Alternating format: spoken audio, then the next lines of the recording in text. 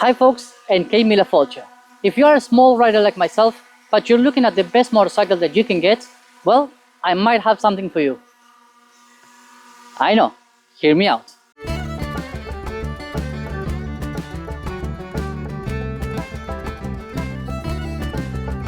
Quickly about me, I'm about 1.7 meter tall, 60 kilos, and I have an inseam of 76 centimeters. So that's 5'7", 130 something pounds and 30 inches inseam.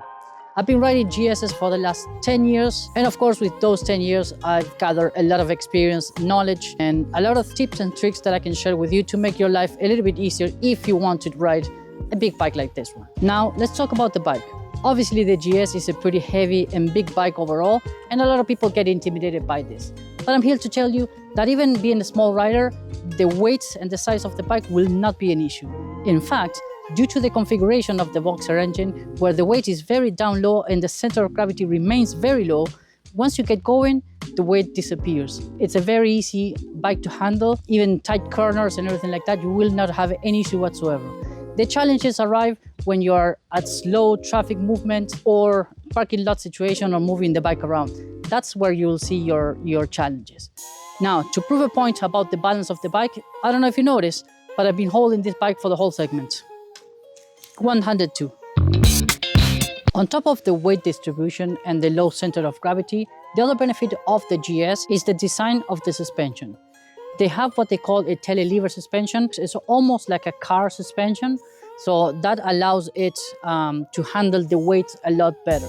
So when you're stopping, the bike doesn't nosedive like other bikes, which will obviously give you a lot more confidence. Also, the other benefit of it is that the turning angle of the bars is way higher. So you can actually move the bike around in very small spaces, much easier than a sports bike or a naked bike, where the turning angle will be, something like that, just, a couple of degrees. The other good thing about the GS, being one of the most sold bikes in the planet, is that you can find every single accessory known to mankind available for these motorcycles. Lower seats, different bars, lowering peg kits, anything and everything in between. So you can adjust the ergonomics to suit you the best way possible.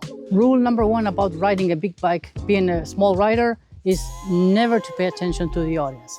If you get to a parking lot and you're on your tippy toes and the terrain is a little bit tricky, get down, get off the bike, push it up, and you can back it down.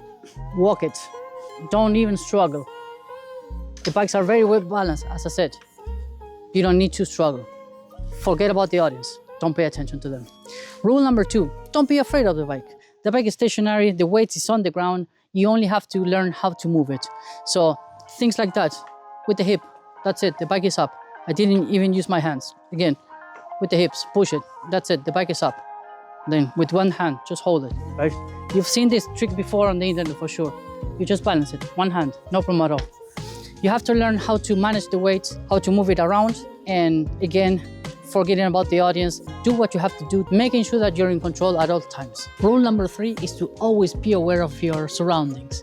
And I don't mean to sound like I'm Shaolin monk or something like that, but when you're dealing with a monster like this and with shorter legs, you always want to be sure that you know exactly where to do it. If you're ever going to find yourself into trouble, that's probably going to be at very slow speeds or when parking your bike. When you are on those situations, you want to definitely have a strategy and look around, see what the terrain is looking like. Is there any slopes, there are any slippery surfaces, stuff like that, right? In those situations, and most likely your number one enemy is going to be slope. You want to be sure that if there's a little bit of a downhill, you turn your bike around and then back it down, right? Because if you park your bike downhill, then you don't have the engine power to get out of the downhill, right?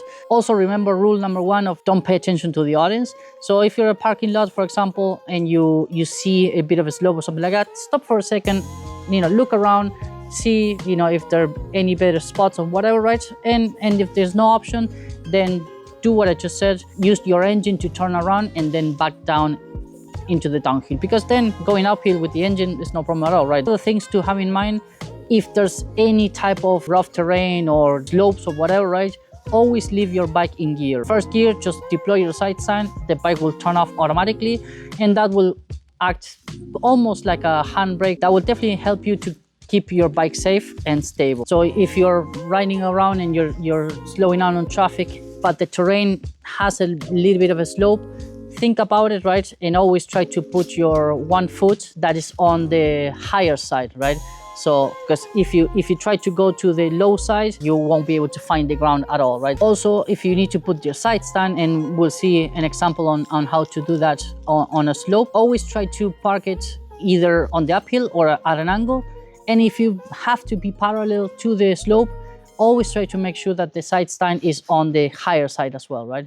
But also be careful with that, because if the slope is too pronounced and you put your side stand on the uphill, the bike might be too upright.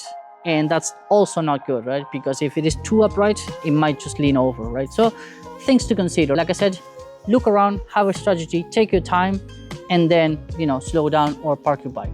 All right, so if you have been watching my channel for a while now, you know that we are in our sound testing pad where we test the sounds of the exhaust and stuff like that. But today we're going to use it because it does have quite a bit of a slope. And as you can see, the bike is leaning quite a bit. This will give us a perfect opportunity to talk about what I said before, minding your surroundings. So if you park in a place like that, you have to know that it's going to be a little bit more difficult to pick the bike back up. It is doable, and let me show you a couple of techniques. I can still do the hip push and hold it. As you can see, I'm putting a bit more pressure on my side now, because obviously I'm holding all the weight of the bike that wants to definitely come down due to the slope, but it's doable. I can still move the bike around, but this situation can be very common, especially if you live here in Ireland or in the UK, where we actually drive on the left-hand side of the road. If you pull over on the side of the road, chances are that you're going to be on the side of the ditch. So the road will be coming down and will definitely have a bit of a slope. So being on this situation is pretty common for us here. If I jump on the bike and I try to pick it up normally, it's not it's not doable that easy, right, as when I'm on flat ground. There's one technique in two stages. So stage number one is to use your suspension to your advantage. Like I showed you before, you can actually press on the suspension and eventually lowering the bike a little bit more. So you're reducing the pivot point, basically, right? So lowering the weight a little bit more, and that will make easier to pull up the bike. So let me show you where you want to push on the suspension and it comes up. Much easier, right? Otherwise I couldn't do it just by pushing the bike, but compressing the suspension a little bit and coming up, that movement helps a lot.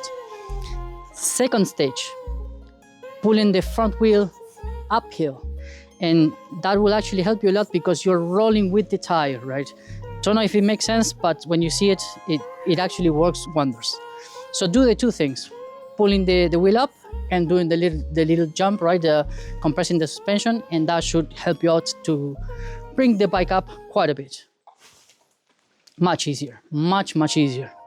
So those two things will help you up a lot. Now,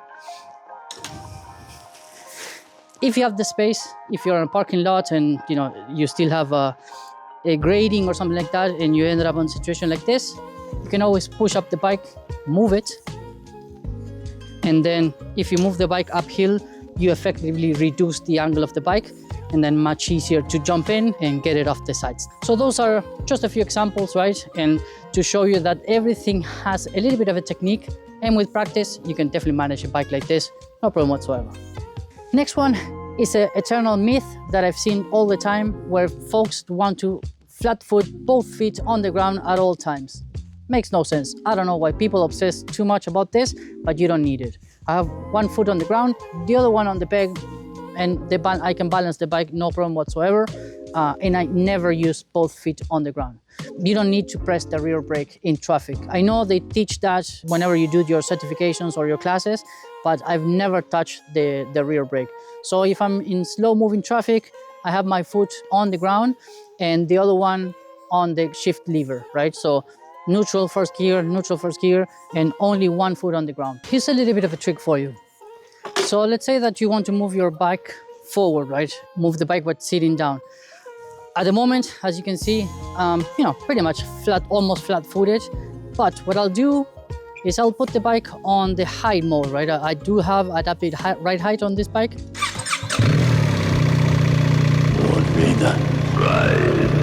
Now on my tippy toes, right? So again, look at the balance of the bike. No feet on the ground. And with the engine running, especially on the 1300s, the balance of the engine is way better than before. So if you want to move the bike forward a little bit, right? So what you can do is giant steps. 1 foot, the other one. 1 foot, the other one. You do have to put some effort into it. I'm not going to lie, right? It is a heavy bike, but once it gets rolling, that's all you need. Again, backwards. 1 foot, the other one. One, the other one. That's all you need. And if you're even shorter than me, you can just kind of shift your weight one way or the other, right? As you can see, the bike doesn't go anywhere. Say 1 foot, flat foot, the other one. Flat foot, the other one. Does it look ridiculous? Maybe, right? But it's what we need to do as short riders. Again, if I'm riding, that's all I'm doing. 1 foot on the ground. I'm not going to do anything else. And even I can back down the bike with 1 foot. Obviously, this is pretty flat ground, right? So I don't have any problems, but let me see if I can try this. There you go, 1 foot, pushing the bike forward. Coming to a stop, right? You get going, stop braking, foot on the ground, that's it. Nice and control.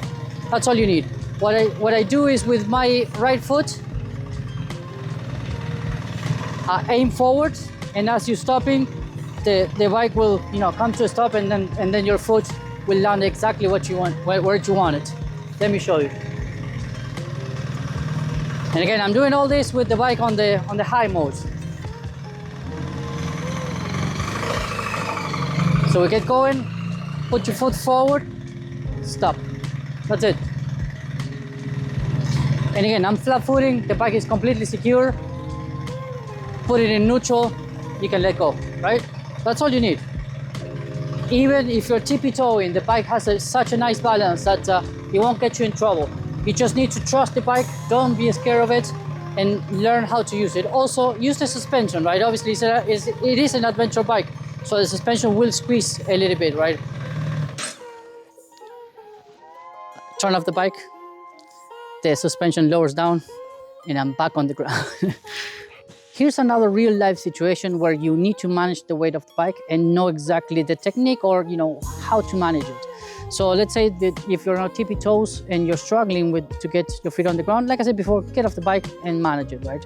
So here we have a little bit of slope down, and I'll show you how the bike actually wants to roll forward. So to push the 240 kilos backwards, it could be a little bit of a challenge, but I'll show you exactly what I do. So obviously push the bike up using your hips. And as you can see, the bike definitely wants to roll forward, right? And it will go faster because the farther I go, the steeper it gets. So there we go. I'm stuck now. Side stand up, and then you grab your handrail at the back and start pushing. Never cross your feet as you do this, and look where you want to go. Obviously look for objects and everything in the middle. Put your side stand down. That's it. So now we're down to the grand finale, the final boss. And something that I'm a little bit nervous about because I haven't done with this bike just yet. But of course, I'm talking about what happens when you drop the bike. And again, it doesn't matter if you're short, if you're a big guy or whatever, right? Chances are that eventually you might drop your bike, either because you're doing off-road or because you slipped, or you're a fool like me and you put your side stand but not all the way up and the thing retracts, and when you try to put the bike on the side stand, it is not there and you just lay it down, right? It has happened to me on my previous bike, but hey, whatever, right? Things happen. So as we discussed before, the beauty about this bike is that due to the engine configuration, right, the boxer engine, the bike never lies completely flat. It always is at like 30 something degrees. So it's never completely flat, which gives you a little bit of a cheat there that you don't have to lift up the bike completely from the ground.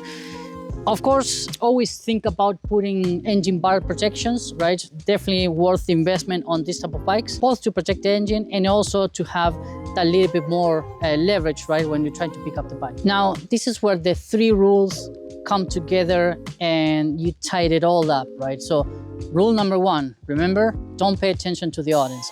If you dropped your bike, that's it. The bike is on the ground. Don't rush it, right? So don't go crazy trying to pick up the bike and run around, whatever, right? Just take your time If there are people looking around, see if there's a good Samaritan being able to help you out. Within 2 people, you can pick this up, no problem whatsoever, right? But definitely don't worry, take your helmet off, take a second, take a breather, right? And then figure out the situation.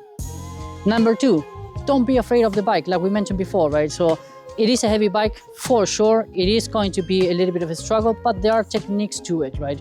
And once you understand it, it's difficult to say, right? Oh, drop your bike and then practice picking it up.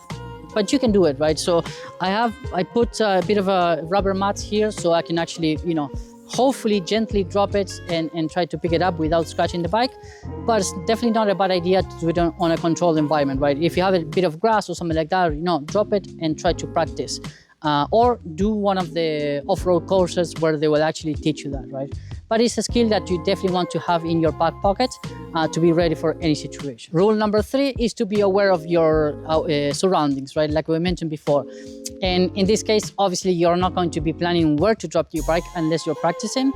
But in this case, what it means is, hey, are you in a traffic light, right? Did you drop your bike there? So look around, see if there's any cars coming, is it safe, right? Or just get away from the bike, be safe first, right? Make sure that the way is clear and you don't have any issues, and you can then spend the time to actually pick up your bike without any issues. So the 3 rules come together quite nicely on this one, and definitely make sure that to have those 3 in mind if you get into a situation like this. And if it sounds like I'm rambling, just not to drop my bike, that might be the case. But hey, we have to do it. So definitely give me a like and subscribe, right? To pay for this suffering that I'm going to endure on my shiny baby. Let's go ahead and do it.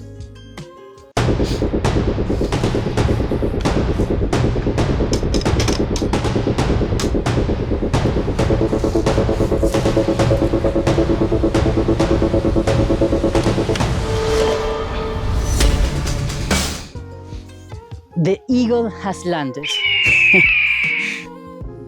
I kid you not, I just done it and I wasn't filming, so take 2. What can you do? So basically there's 2 sides obviously on the bike that you can drop it. On the side stand side or on the brake side, let's say, right? So if you drop it on the rear brake side, it's a little bit easier and you do have a little bit of help because you have your side stand to catch the bike when you pull it up. And also you have your shift lever where you can put it in first gear so the bike doesn't roll back and forth. In this case, I have it on the most difficult side where I don't have the side stand to help me out when I pick it up, and also I won't be able to put the bike on gear. But this is where the glove trick comes in, right? So grab your glove, that you should be wearing gloves, and wrap it around your front brake. This way, front brake is applied, so the bike will not be able to roll away from you, right, once you pick it up, right? So obviously you want to do this on the most controlled way possible, and you want to be the most secure way possible, right? So if you dropped it, most likely you will be on some kind of incline and you either miss the floor or something, right? And this is how you ended up on this situation. So next step is to pull the bars with the wheel pointing up. So when you pick it up, you have the tire helping you roll the bike upwards, right? And this is the technique that I prefer the most. This is the one that I've only used. I don't know why, but this is the one I prefer. And it's to grab the handlebar from this side, both hands, right? Get the mirror out of the way if it is in the middle. Crouch, and this is basically a deadlift, right? So basically, put yourself in a position, be comfortable, mind your back, and then lift. Put your body weight onto it. Once you get it up, and we're up. I didn't even make manly noises, so thumbs up for that. Obviously, it is a little bit of an effort, and I knew I could do it, so I was a little bit less nervous, but still nervous enough. But there you go. We're back up and running. Bike is stable. Again, I can put my side stand and worry about something else, right? See if there's any damage on the bike or whatever, right? So let's explore other techniques. Luckily for me.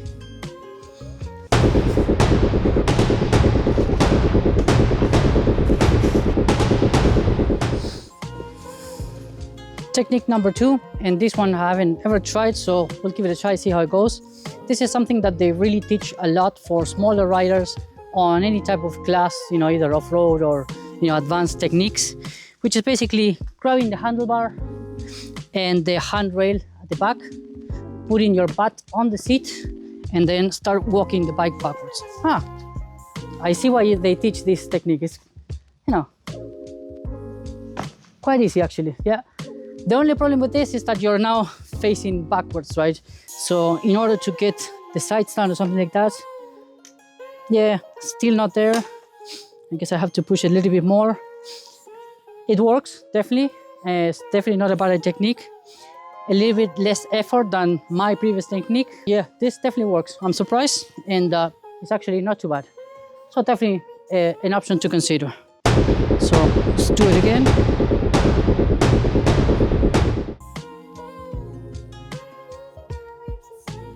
A little bit of a different angle, so you have another look at it.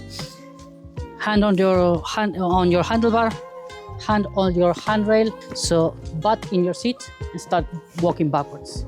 It's actually quite easy. Well, I wouldn't say easy, but I think it's easier than my old technique. Definitely the brake technique is helping me out here. So let's go back down.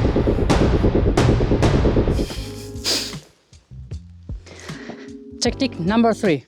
And this is the preferred method of another fellow YouTuber, Bavarian Bloodhound. He's a bit of a legend, right? I'm looking at his channel quite a bit because he has a similar bike to me and he does crazy off-road stuff. But basically he prefers to do it facing forward, right? So similar to the exercise number 2, but this one is facing forward. Let's give it a try anyway, see what happens. So basically, kind of same technique, grab the rail and the handlebar, push forward, but you basically want to be kind of walking, you want to push that direction, not up, right? So that direction, eventually, you know, using the pivot, right, of the bike to come back up. See what happens. I never tried this technique, but we'll see. Yep. The benefit of this, and this is something that he calls out, is that you're now facing towards the bike, right? And now I have easy access to the kickstand and, you know, be pretty safe. So yeah, that technique, still pretty easy. You can still manage it. I'll say as easy as the one pulling back, but I think it's a little bit more control. So Tom, I will agree with you. This technique is a little bit better. So yeah, now I have successfully lifted this 240 kilo monster like 4 times, if not 5, due to takes and everything. So if I can do it, you can also do it. Don't ask me why, but I wanted to try it again. Because I actually like that technique and I think it makes a lot of sense doing off-road. So let's give it a word again.